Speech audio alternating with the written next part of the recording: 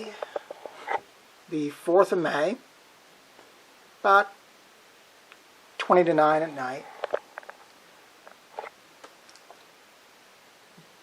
Debated for a little bit today whether I'd try to start this next build or not for the contest. Decided I'm going to go ahead and start it. If I get it done for the contest, great. If not, it's still one I've been wanting to do. Going to be working with the reissue of the USS Enterprise bridge from round 2 AMT. Be using the photo etch set from Paragraphics. Now, one of the complaints I've got with this kit is, even though they have added the extra stations to make the full bridge in the round, they didn't add any extra chairs. So what I've done is I've picked up the older version of the kit to supply the chairs and a couple of extra figures. It will also supply me with something that works into my plan. What I'm going to do is I'm going to build more of a motion picture style layout. So I'll have the elevator here as well as a turbo lift here, which means relocating a couple of the consoles and needing more figures, of course. But I figure it'll add my own twist to it. Think of it as kind of a Phase 2 bridge layout study, if you will. Now, one of the other big things I'm going to try to address, once I get back on camera that is, involves something that comes into play in both versions of the kit. Namely, the elevator doors. In both versions, they actually do it flush to either side of the opening piece. That's not accurate. There should actually be a border both across the top and down the side to better make the door apparent. The other thing I'm going to be dealing with in this build involves the middle section of the floor here. That's not supplied with the kit. Using just the kit supplied parts, you have an open space here. So what I'm going to do is likely either take the old bridge top, or likely the old bridge bottom, or the bottom of this box, and use that to supply material for the floor. Like I said, I may or may not get this done in time for to be used in the contest. If I do, great. If not, I'll have my entry for this year's Shelf Queen group build. But stay tuned, and we'll see how things go.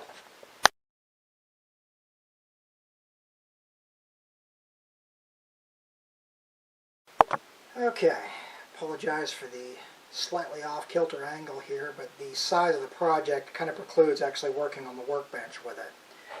Now, as to the project itself, what we've got going here, so I've gone ahead and glued the deck pieces together for the new plan. And you'll notice, Houston, as the phrase goes, we have a problem. Namely, these two huge gaps.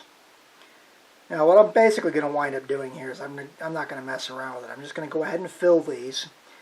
These gaps are actually created because the footprint of the turbo lift piece is actually slightly narrower than the footprint of the science deck piece that would have originally gone there.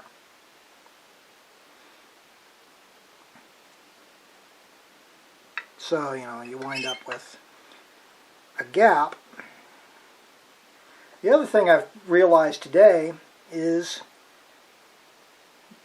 normally you've got the rails, in a regular thing you would have the rails coming around from the turbo lift, and the turbo lift will be sitting right behind the captain, or almost right behind the captain, slight angle anyway. Well, that's not going to work either. So what I'm going to wind up doing is putting a rail back here behind the, I'll likely put a rail back here behind the helm island, and then put in more staircases to accommodate the new layout of the bridge. That, or they're going to have to come all the way down here and all the way down here. So I may, like I said, we'll play with it. I got to figure out exactly what we're going to do with that. We've also got to go in and fill some pretty good sized gaps between some of the deck plates, but I remember that. Working on this sheet of glass so I can basically keep everything flat and I have to worry about the variance in the surface of my workbench. But enough of my babbling. I'm going to let this sit for a while and stay tuned for the next update.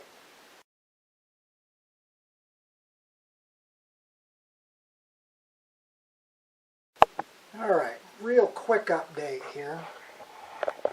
Specifically on the splice job I did.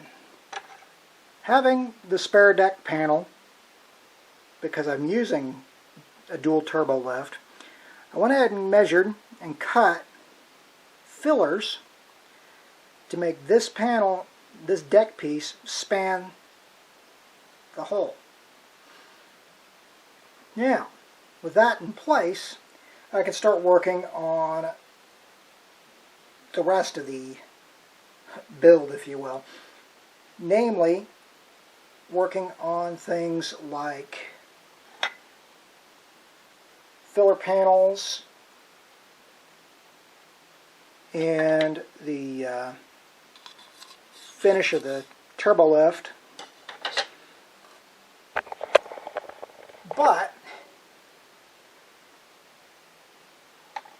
I can happily say my first major hurdle on this build has been crossed.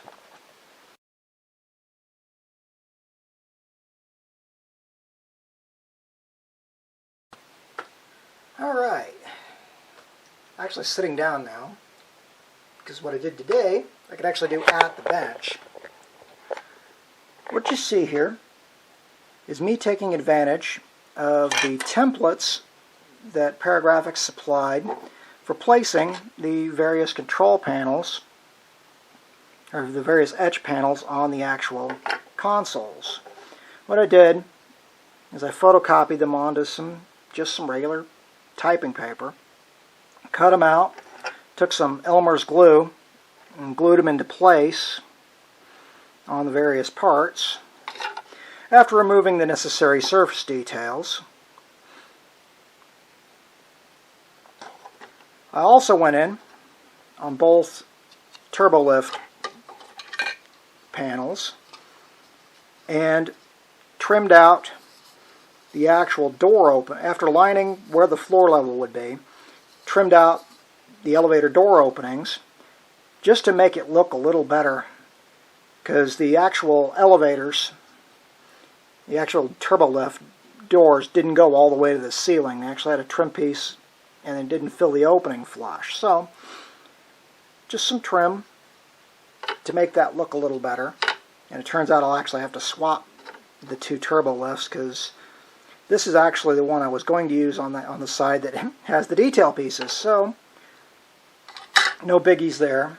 At this point, I'm basically in a sit and wait for stuff to dry mode. I may have to reapply the templates in a couple of places because of how I glued them originally. In fact, this one's coming off. So, I'll show the technique. Take your standard Elmer's glue.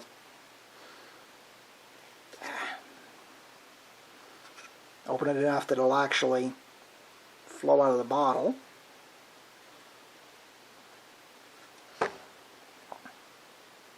Smear liberally over the area where the template is supposed to go.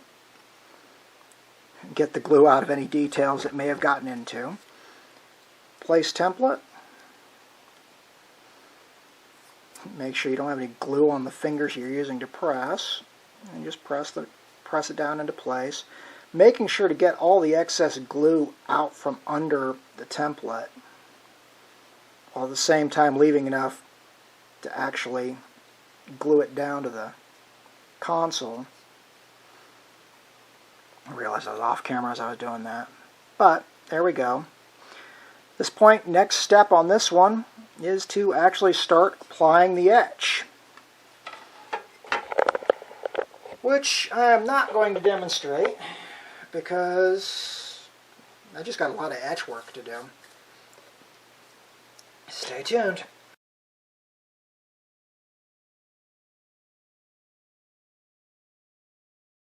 Alright, while starting work on the photo etch, my methodology ran into a small hiccup.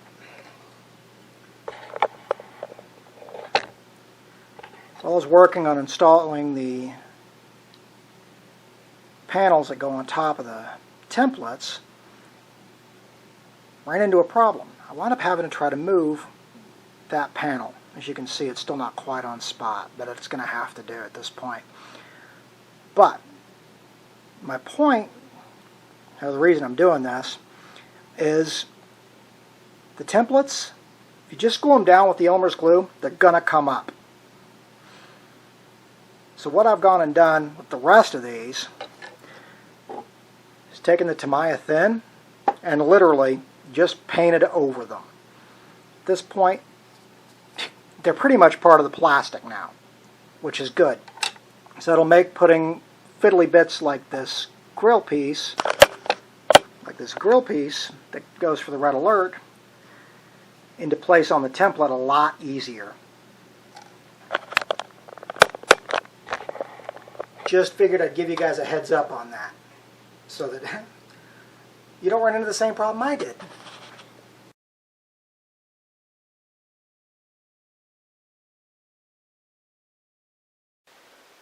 Quick little progress update. There is a lot of photo etch involved in doing all these consoles.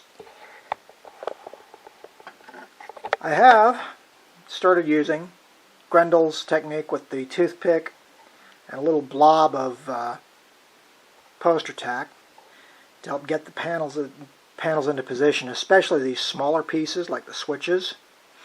At this point, I've got a few of the consoles done, as well as both sides of the screen and the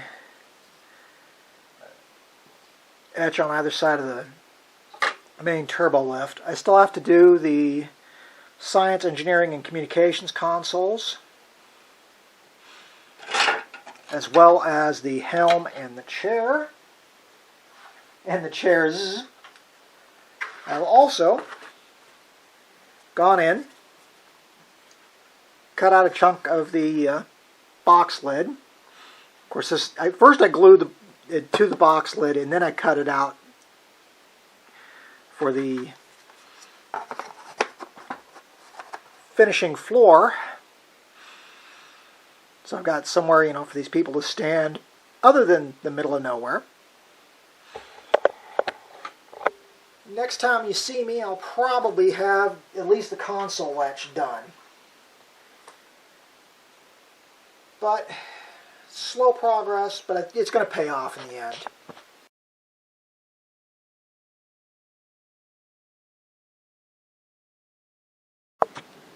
Okay, at this point, the last of the etch is done. Got Spock's console set up. The etch is now on the helm, as well as the captain's chair. At this point, next stop for most of this, probably ought to assemble the helm first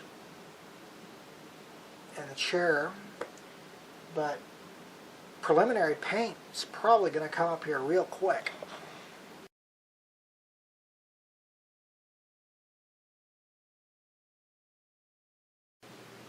Okay, one more little update. Got some more. Whoa! Gotta watch how fast I do that sometimes. Got some actual construction done. The stairs are not glued into place yet. Just mostly a test layout. Same goes for the elevators. Helmet panel is not completely glued together yet either. Like I said, mostly this is for test to see how things are looking. Biggest change I've made is to the command chair, where I've taken some plastic card and created cushions for it, as well as adding a taller back to it with another cushion for the head. I just figured might as well make Kirk comfortable in his new chair. And the whole idea behind this was a new design layout, which means I may also play with the originally prescribed colors, but we'll see how that goes when I actually get to painting. But that's where we are sitting at the moment.